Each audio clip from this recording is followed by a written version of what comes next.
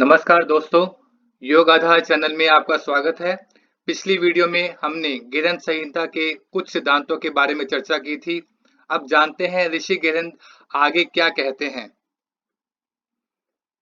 वे प्रत्येक अध्याय को साधना कहते हैं। वे आगे बताते हैं कि प्रथम अध्याय में बताए गए षटकर्मों का पालन करने से शरीर की शुद्धि होती है। इसी प्रकार आसनों से शक्ति, मुद्रा से स्थिरता, प्रत्याहार से धैर्यता, प्राणायाम से हल्कापन, ध्यान से अनुभूति और अंत में समाधि से परम मुक्ति प्राप्त होती है। दोस्तों, आपको इन अध्यायों के क्रम को याद रखना होगा। देखिए, इस बात का ध्यान रहे कि यहाँ षट कर्म आसन से पहले आते हैं और हठ योग प्रादीपिका में षट कर्म की चर्चा आसन के बाद की गई है। इसी तरह प्राणायाम की चर्चा मुद्रा और बंद के बाद की गई है। तो आइए चर्चा करते हैं कि गिरंत ऋषि षट कर्म पर क्या कहते हैं। जैसा कि नाम से पता चलता है, षट का अर्थ है छह और कर्म माना क्रिया, यानी वे क्रियाएं जो हमारे शरीर को शुद्ध करती हैं।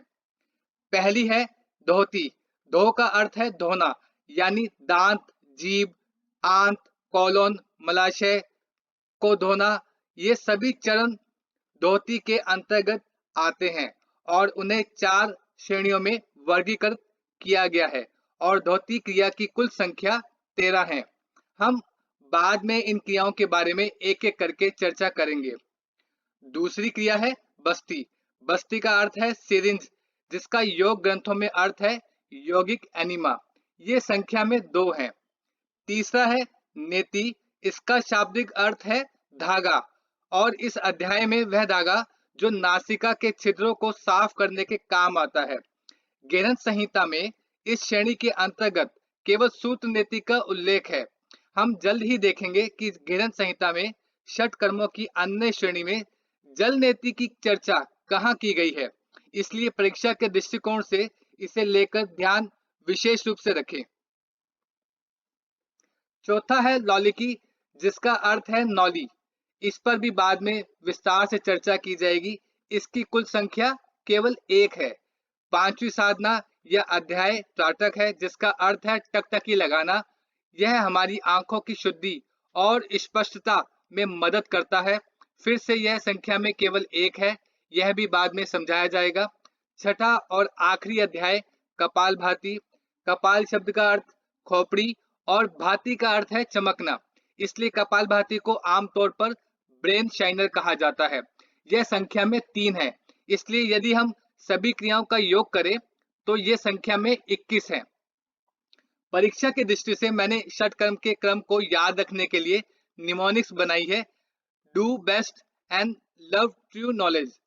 डी से धोती, बस्ती के लिए बी, नेति के लिए एन, लॉली के लिए एल, त्राटक के लिए टी और कपालभाति के लिए के। आइए षट कर्म देखते हैं। हमें इस चर्चा को परीक्षा की दृष्टि से याद रखने की आवश्यकता है। आप उनके बारे में ठीक से समझने के लिए शब्दावली, अर्थ और संबंधित क्रियाओं के माध्यम से जा सकते हैं। जैसे वात माना वायु, वारी माना जल, बहिष्कृत माना बाहर करना, इत्यादि इत्यादि।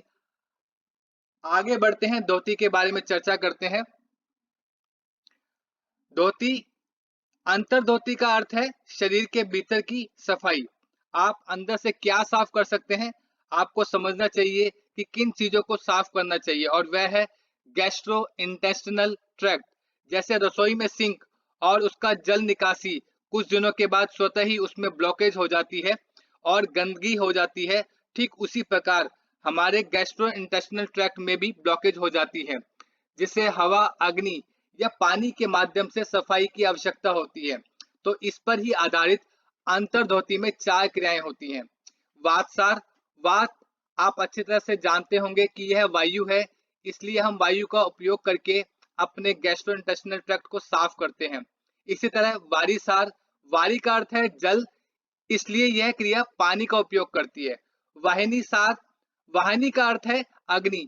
यहाँ हम अग्नि का उपयोग शुद्ध करने के लिए नहीं करते हैं, इसके बजाय हम जठराग्नि को बढ़ाने के लिए कुछ व्यायाम करते हैं, जिसके बारे में हम जल्द ही चर्चा करेंगे। बहिष्कृत, बहिष् का अर्थ है बाहरी या बाहर निकालना, और कृति का अर्थ है शुद्धिकरण की क्रिया। आप देख सकते हैं कि अंतर्धोती की चारों क्रियाओं में संपूर्ण गैस्ट्रोइंटेस्टिनल ट्रैक्ट और बड़ी आंत को साफ करता है, जिसे हम बाद में देखेंगे। अभी धोती के अंतर्गत अगली श्रेणी हृदय धोती है। इसका मतलब यह नहीं कि यह सीधे शारीरिक रूप से हृदय को शुद्ध करता है, इसके बजाय इसका मतलब है कि यह हृदय की स्थिति यानी अपर गैस्ट्रोइंटेस्टिनल ट्रैक्ट को साफ करता है। इस पर भी बाद में चर्चा की जाएगी। इसी तरह दंत धोती में हमारे मुंह के अंदरूनी सभी अंगों की सफाई शामिल है, जैसे दंत।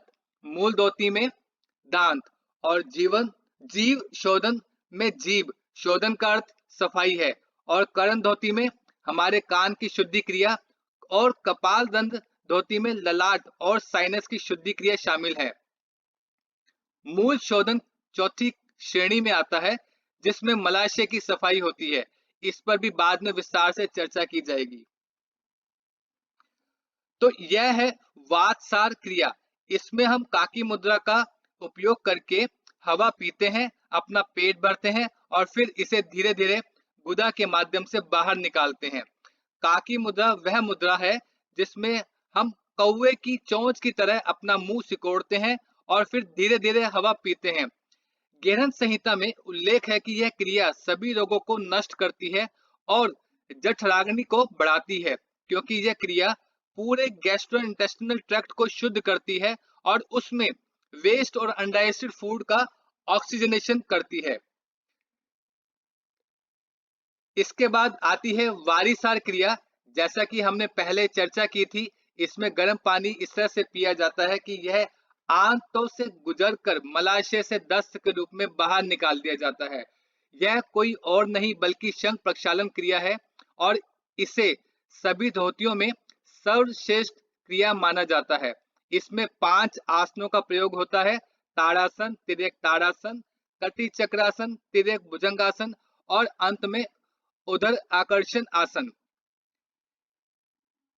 इसके बाद आती है वाहनीसार क्रिया। इस क्रिया में व्यक्ति अपने पेट को पूरी तरह से सांस बाहर करने के बाद अपने पेट यानी कि एब्डोमिनल मसल्स, जिसे हम रेक्टस एब्डोमिनस मसल्स कहते हैं, उसको अंदर रीढ़ की तरफ और बार बार बाहर की ओर पंप करता है। यह क्रिया पेट के सभी रोगों को दूर करती है और आंतरिक जठराग्नि को बढ़ाती है। यह कोई और नहीं बल्कि अग्निसार क्रिया है। यह है बहिष्कृत क्रिया, जो कि एक असंभव तकनीक है।